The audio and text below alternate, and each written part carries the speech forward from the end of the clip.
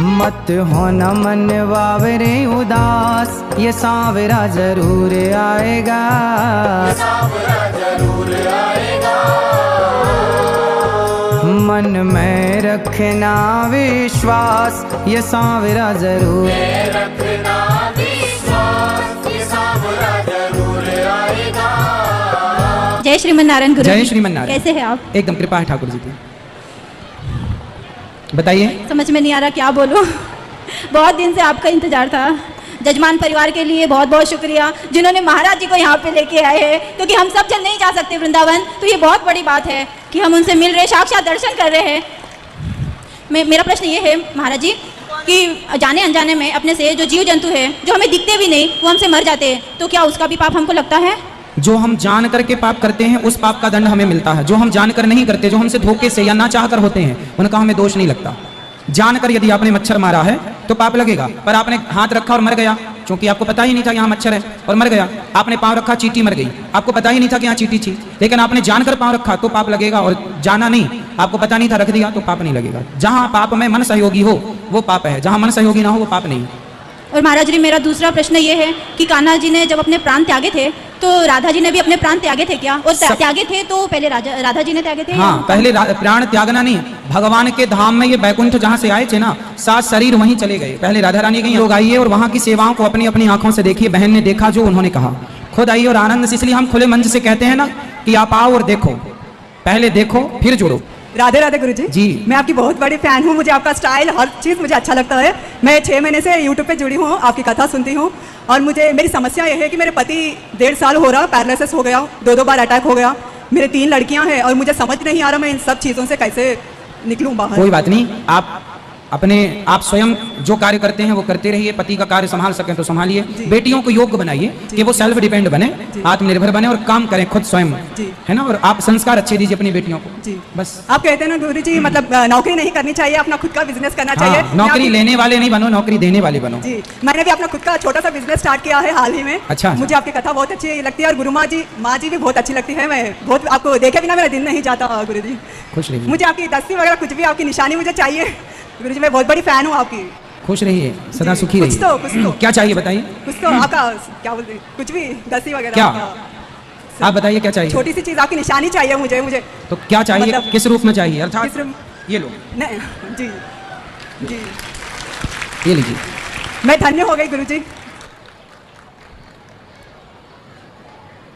खुश। राधे राधे गुरुजी। जी राधे राधे। सबसे पहले आपकी माँ को प्रणाम, जो आप जैसे बेटे को जन्म दिया ताकि हम लोगों को मार्गदर्शन कर सके।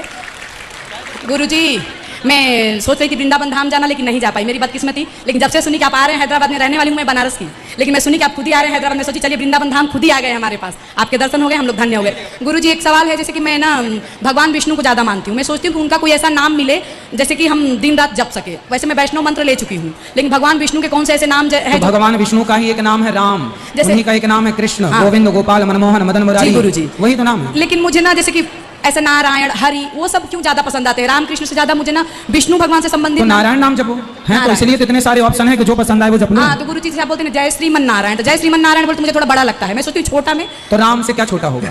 रामकृष्ण मुझे उतना नहीं, जैसे मैं नारायण से संबंधित नाम चाहती हूँ। तो नारायण का ही नाम राम है मेरी बहन, मेरी माँ। राम और नारायण कोई अलग अलग नहीं है। नारायण जप सके, नारायण श्रीमन नारायण, नारायण जपो, नारायण नारायण श्रीमन नारायण, राम ही नारायण है, इन्हें अलग ना समझो, ये अलग मानना भी एक अपराध है। धन्यवाद गुरुजी, मैं धन्य हो गई आपसे बात करके। खुश रहेगा। ठीक है, अभी बैठिए, अभी वहाँ आएंगे हम, तो फोटो ले लीजिएगा। राधे राधे गुरुजी। राधे राधे। गुरुजी मेरा प्रश्न ये है कि जैसे कि बहुत सारे लोग कंपनी में जॉब करते हैं, तो उसमें 2 तरीके के लोग होते हैं, पहला जो काम करते हैं और दूसरा जो काम नहीं करते, सिर्फ बॉस की चमचागिरी करते हैं। तो जो बॉस होते हैं वो जो चमचागिरी करते हैं उनको ज्यादा महत्व देते हैं, तो हमें क्या करना चाहिए? हमें काम पे फोकस करना चाहिए या बॉस की चमचागिरी करनी चाहिए? काम देखो, जो बॉस होता है यदि अच्छा समझदार बॉस हुआ तो वो तो आपके काम को देखकर ही आपका फैन हो जाएगा, है ना। जी। अपने आप वो आपकी तरफ बढ़ेगा कि हाँ ये आदमी ठीक कर रहा है, और वो उसी में कुछ खोट हुई तो चमचों के पीछे लगा रहेगा। जी। कभी भी जो राजा होता है, राजा मतलब जो बॉस होता है उसे हम राजा मान लें थोड़ी देर के लिए, जो बॉस होता है, जो मालिक होता है कंपनियों का, फैक्ट्रियों का, जो भी, उसे चाहिए कि वो अपने वर्करों से, अपने कार्यकर्ताओं से प्यार करे, वो सबको सम्मान दे, सबको, क्योंकि सबसे मिलकर काम होता है। जी।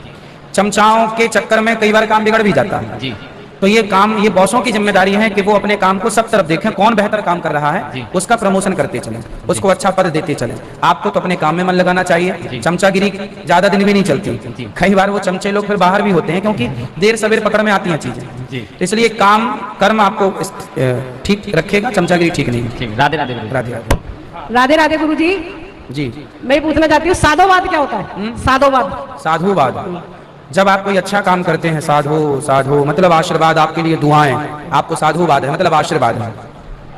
राधे राधे गुरु। राधे मतलब आप साधु की तरह काम कर रहे हैं, साधुवाद। साधु, जब देवता किसी की प्रशंसा करते हैं तो ऐसे ही साधु साधु साधु साधु। राधे राधे खुश गुरुजी। खुश बैठिए। मेरा गुरुजी को सादर प्रणाम। जी बैठिए। गुरुजी, मेरा दीक्षा का मन था बहुत ज्यादा। मेरे को एक विद्वान जी ने बताया कि आपके माँ बाप ने गुरु दीक्षा ली रखी है तो आपको गुरु दीक्षा नहीं लेनी चाहिए, इसमें आपकी क्या राय है गुरुजी? गुरु दीक्षा सबको लेनी चाहिए। प्रहलाद जी और ध्रुव जी ने 5 साल की उम्र में ले ली थी। भगवान का नाम गुरु दीक्षा जितने जल्दी मिल जाए उतने जल्दी, ठीक है, बहुत जल्दी ले लेनी चाहिए।